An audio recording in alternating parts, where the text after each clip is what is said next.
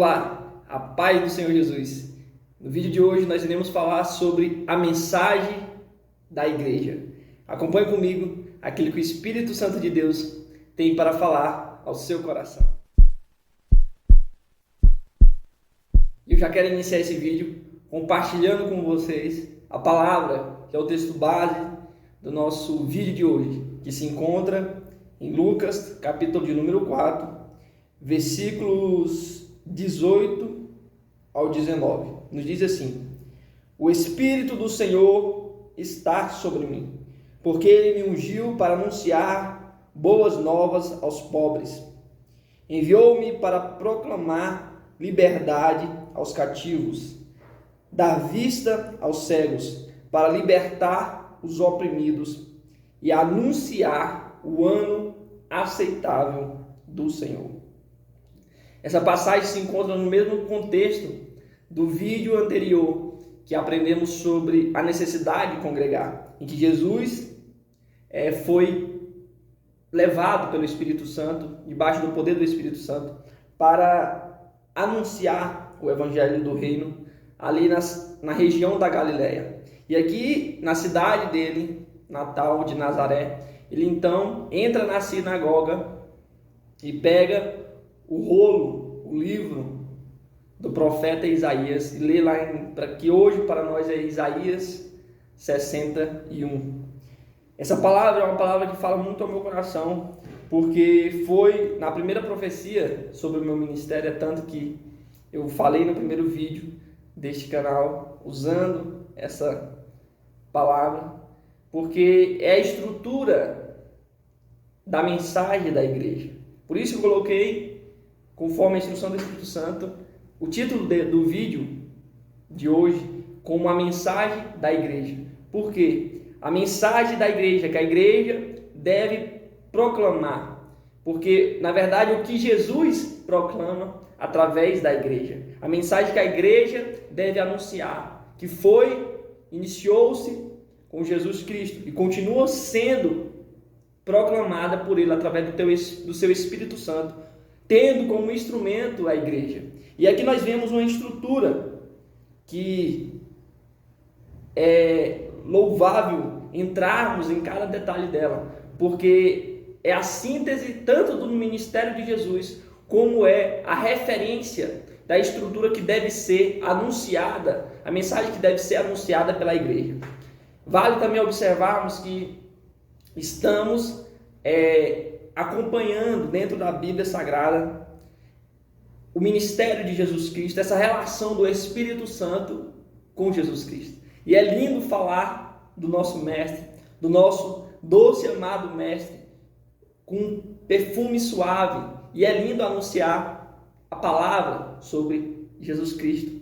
E quando nós unimos então essa relação do Espírito Santo de Deus com Jesus, temos algo ainda melhor e mais maravilhoso para proclamar. Essa capacitação, essa unção derramada pelo Espírito Santo em Jesus, que Jesus sendo o próprio Deus, mas teve a sua parte humana, que necessitava dessa capacitação, dessa unção, desse revestimento que vinha do Espírito Santo. E nós iniciamos aqui, como Lucas escolheu essa passagem para iniciar. Nós sabemos que Jesus já havia iniciado seu ministério lá em Cafarnaum, mas por que Lucas escolhe para iniciar o relato de Jesus, do Evangelho de Jesus, com essa passagem? Porque aqui nós temos o resumo, nós temos a síntese do Evangelho, do que Jesus Cristo veio proclamar nesta terra, do ensino de Jesus, da mensagem que Jesus veio nos ensinar. E aqui o que eu quero compartilhar com vocês, conforme o Espírito Santo de Deus expôs ao meu coração, é a estrutura que a igreja deve seguir, a estrutura que aqueles que anunciam o Evangelho do Reino devem seguir. E aqui nós iremos, assim como nesse vídeo, continuar nos próximos vídeos, falando do ministério de Jesus, dessa relação do Espírito Santo no ministério de Jesus, porque estamos aqui e queremos ser cada dia mais cheios do Espírito Santo de Deus. E não tem pessoa melhor para aprendermos com o exemplo com o exemplo perfeito do nosso Senhor e Salvador Jesus Cristo. E o primeiro ponto que nós iríamos tratar é o anúncio das boas novas aos pobres. Primeiro ponto, são 5 pontos. Em síntese: anunciar as boas novas aos pobres, proclamar liberdade aos cativos, dar vista aos cegos, libertar os oprimidos e anunciar o ano aceitável do Senhor. O primeiro ponto, anunciar as boas novas aos pobres. Devemos observar que não trata do pobre materialmente, mas daquele pobre de espírito. E aqui eu abro um parêntese para falar sobre o pobre, apesar de não ser a aplicação dessa palavra, porque o pobre aqui significa ser pobre de espírito, para falar dessa relação material. O quão difícil é proclamar o evangelho para aqueles que são ricos materialmente, que têm posses materiais, que são prósperos, ricos materialmente. Por isso Jesus Cristo ele nos ensina dentro dos seus sermões que é mais fácil entrar, passar um camelo pelo fundo de uma agulha do que um rico entrar no reino dos céus. Aqui Jesus está usando uma hipérbole, uma figura de linguagem conhecida como hipérbole, que é o exagero, para ensinar algo que seria muito difícil de acontecer. Por quê? Porque aqueles que estão focados apenas, confiam apenas nas suas riquezas, o seu Deus é aquilo ali. Ele acha que ele não precisa de Jesus, que ele não precisa de Deus. Por isso eu falei que é muito difícil anunciar o evangelho para essas pessoas. Mas o evangelho veio para todos, para ricos, pobres, independente de raça, cor, sexo, negro, branco, homem, mulher. O evangelho é para todos. Mas nós temos sim alguma dificuldade nesta área. E como é difícil para aqueles que Deus constituiu com esta tarefa, com esse propósito de anunciar o evangelho a essas pessoas que acham que não precisam de Deus, que são orgulhosas, que confiam nas suas próprias riquezas, que acham que tudo que ela precisa ela pode resolver com dinheiro. Mas nós vemos que não é assim, que a pandemia está aí para comprovar. Muitos com fortunas, mas infelizmente foram alcançados, foram infectados, não tinha dinheiro que pudesse os livrar. Então nós vemos que essas pessoas, por mais que tenham essa impressão falsa no coração que não precisa de Deus, que não precisa de Jesus, todos nós somos sujeitos a passar por diversas provações, por situações na vida. E ainda mais a situação de pobreza espiritual, dessa necessidade de só encontrarmos a verdadeira riqueza em Jesus Cristo. E como é difícil anunciar, mas que Deus possa nos capacitar, nos dar sabedoria, nos dar entendimento para anunciar o evangelho a todos, independente de posição social, independente de raça, cor e sexo, porque o evangelho é para todos.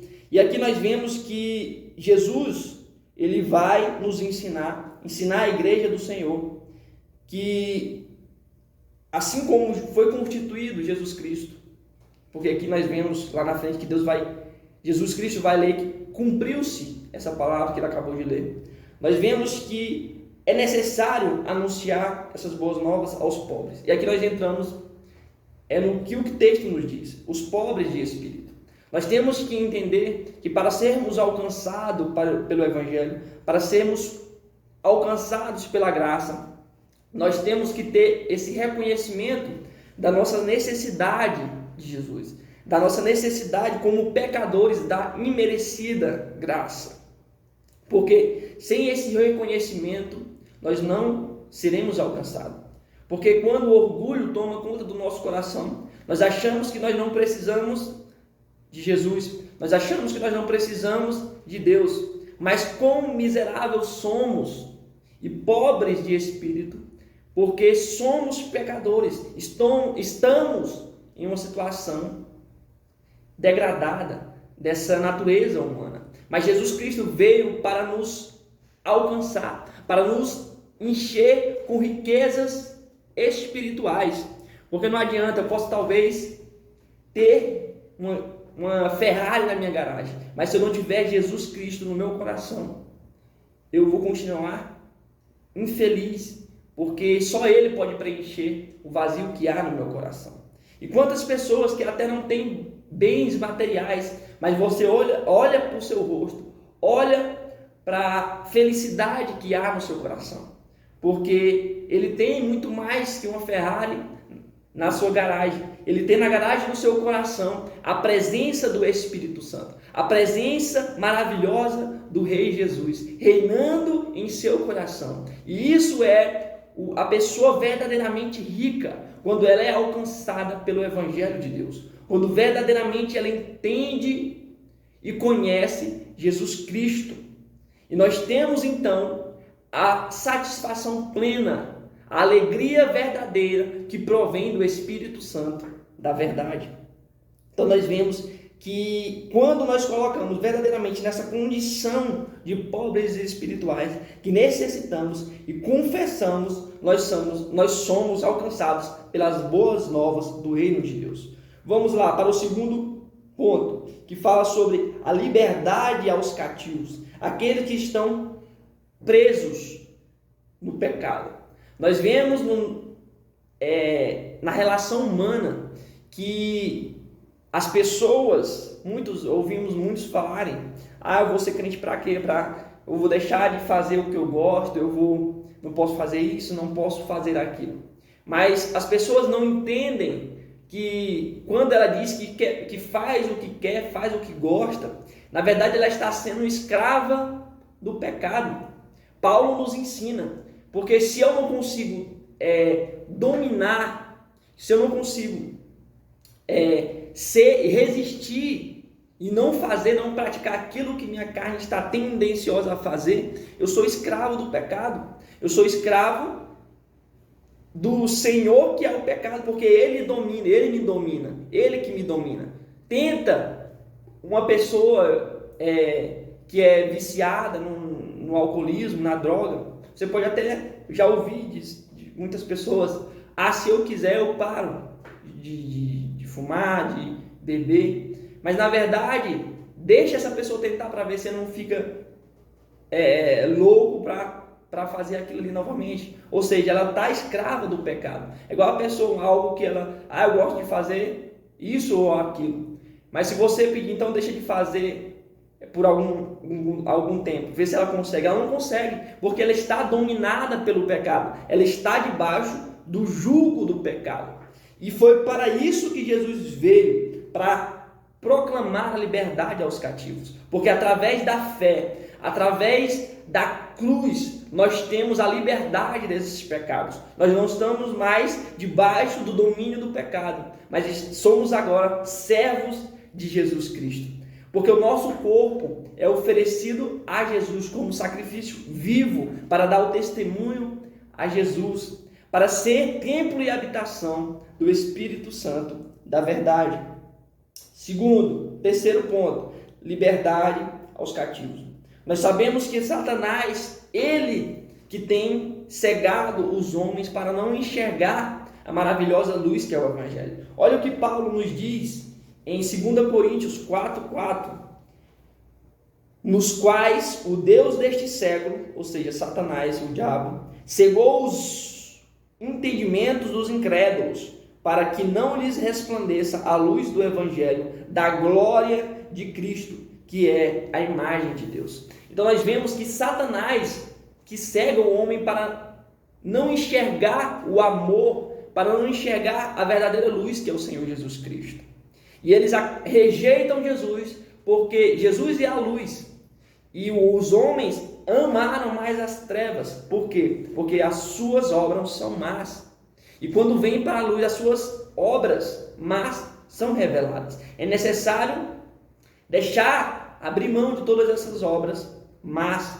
E nós vemos que Jesus Cristo ele veio para tirar essas escamas, como nós vemos com o próprio Paulo, apóstolo Paulo, que era perseguidor da igreja, achando estar cumprindo, fazendo a vontade de Deus, mas na verdade ele estava perseguindo aqueles que confessavam Jesus Cristo como seu Salvador, o Salvador da sua alma, como o Messias.